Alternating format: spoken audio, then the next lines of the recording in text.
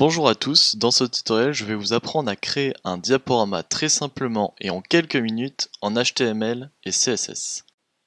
Pour mener à bien ce tutoriel, il vous faudra quelques bases en HTML et CSS, ainsi qu'un éditeur de texte et un navigateur. Pour ma part j'utiliserai Sublime Text et Safari. Dans un premier temps je vais vous présenter mon espace de travail qui se compose d'un index, page principale, le style et les images.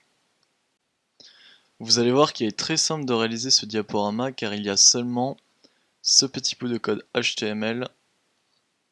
Le voici, voilà. Ce qui nous donne pour le moment ceci. Nous allons maintenant attaquer le CSS qui est la base de ce diaporama. Je vais juste introduire ce bout de code pour vous expliquer le fonctionnement de ce diaporama, puis je vous expliquerai le code en lui-même.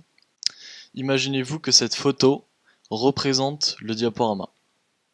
Le but va être de décaler au fur et à mesure chaque photo, donc celle-ci soit ici, et ainsi de suite.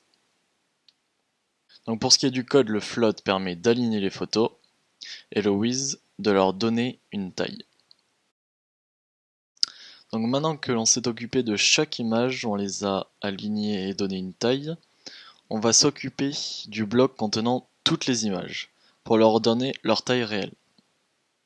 Donc on rajoute ce petit bout de code, qui va donc leur donner leur taille réelle. Pour ce qui est du position relative, vous verrez plus tard à quoi il sert. Très bien, nous avons toutes nos images taille réelle, mais il va falloir donner une taille au diaporama et cacher les autres images. Pour ce faire, l'introduction de ce code devrait faire l'affaire. Je vous explique cette partie de code et je vous montre le résultat. Donc le max width donne la largeur de votre diaporama, le height la hauteur, overflow hidden permet de cacher les autres photos sur le côté, margin 0 auto permet de centrer le diaporama pour une meilleure visibilité pour le tutoriel, et border 20 pixels solid white permet de mettre une bordure blanche autour du diaporama pour une meilleure visibilité aussi. Voilà, et donc le résultat, ça nous donne ceci. Nous arrivons à la dernière partie de ce tutoriel, qui est l'animation des photos. Pour ce faire, nous allons utiliser une nouveauté du CSS3, qui permet de créer des transitions.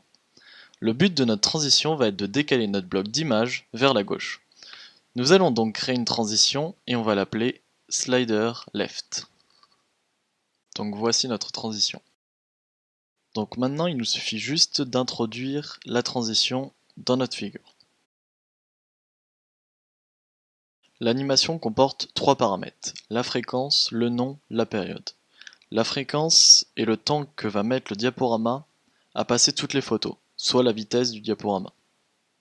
Le nom est slider left évidemment, et la période infinie car l'on veut que notre diapo soit en boucle. Et voici le résultat de ce tuto, merci de l'avoir suivi.